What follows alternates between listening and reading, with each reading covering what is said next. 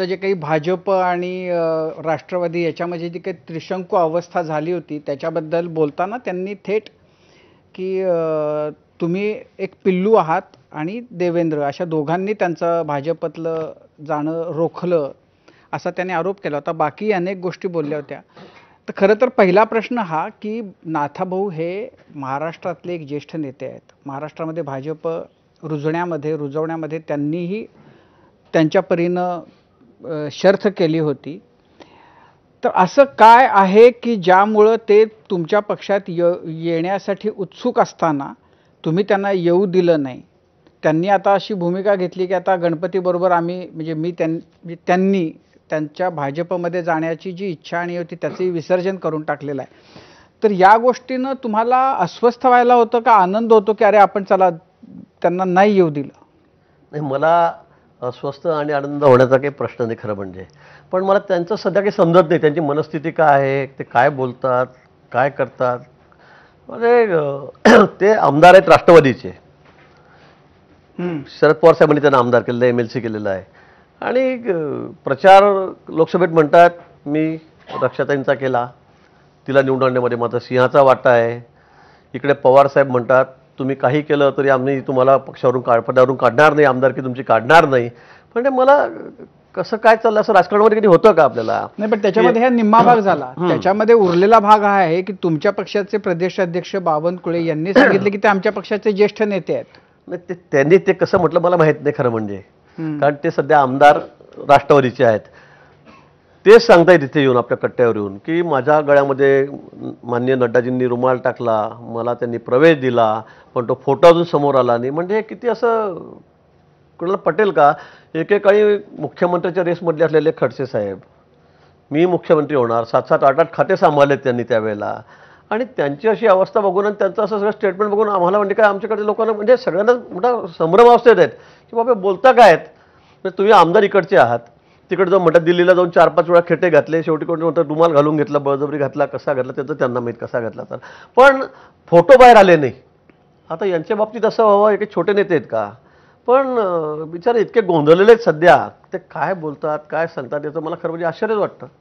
म्हणून मला त्यांना घेणं न घेणं, तर ते जर म्हणतात की आम्हाला अमित भाईंनी हो सांगितलं, माननीय नड्डाजींनी हो सांगितलं, गळ्यात रुमाल टाकला, तर त्यानंतर आम्ही थांबवणारे कोण?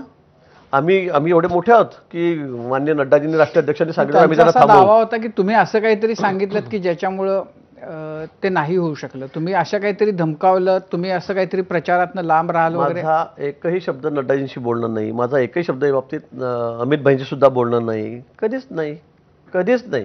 म्हणजे ते जळगावला आले त्यावेळेला माझ्या या सगळ्याबद्दल तुमची काय भावना आहे, काय भूमिका आहे तुमची? त्यांनी यायला हवं होतं का नको होतं? त्यांनी जायलाच नको होतं असं तुमचं अधिमत आहे का?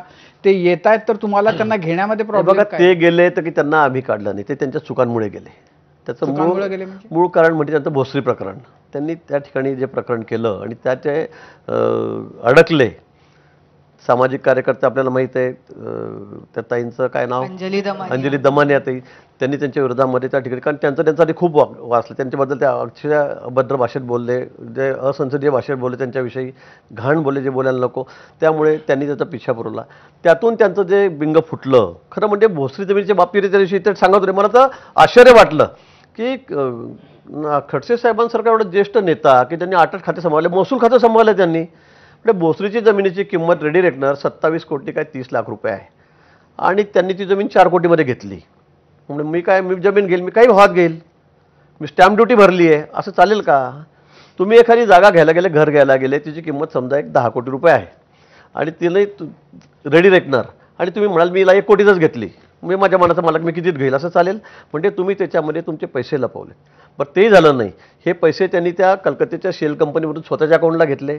त्यातून त्यांचे जावई बिचारा त्यांचा नाहक बळी गेला, 2 वर्ष 2.5 वर्ष त्यांना जेलमध्ये राहावं लागलं, काही कारण नसतं. पण त्यांनी जे कारनामे केले त्याला आम्ही जबाबदार आहोत का? नाही, त्यांचं असं म्हणणं होतं की ती जी जमीन आहे त्याची किंमत 27 कोटी होती, 4 कोटी रुपये त्यांनी त्याला ॲडव्हान्समध्ये दिले होते, स्टॅम्प ड्युटी त्यांनी 27 कोटीची भरली होती आणि सगळा व्यवहार झाल्यावर उरलेले पैसे ते परत करणार होते. मग यात काय गैर आहे? असं आहे का? मग मला पण असं कोणीतरी दाखवा, मला कोणीतरी अशी जागा दाखवा की बाबा मी 27 कोटी, ती मार्केट व्हॅल्यू तिची 90-100 कोटी आहे. ही सरकारी किंमत आहे फक्त 27 कोटी. मार्केट व्हॅल्यू तिची जवळपास 80-90 कोटीच्या जवळपास त्या ठिकाणी आहे. आणि असा कोणता ग्रस्त असेल की 3-4 कोटीमध्ये 100 कोटीची प्रॉपर्टी देऊन टाकेल त्यांना आणि नंतर उधारीवर देतो करतो म्हणून? कोण आहे? त्यांचा मित्र होता, नातेवाईक होता, कोण होता? असं कोणी करत नाही. आणि असं असं कोण करेल तुम्ही मला सांगा? त्यांनी पूर्ण खरेदी करून घेतली. त्यांनी कुठे लिहिलं आहे का असं की नंतर मी रक्कम देतो म्हणून? काही पोस्ट डेटेड चेक दिले का त्यांना? ते पण नाही आहे कुठे. आणि म्हणून मला वाटतं की ते जे सांगतात त्याच्यामध्ये कुठेही तथ्य नाही आहे. जे खोटं ते बोलत आहेत, ते अडकलेले आहेत. आणि स्वतः विचारते ते नाहक जावायचा त्याच्यामध्ये बळी गेला. 2.5 वर्ष त्याला जेलमध्ये राहावं लागलं.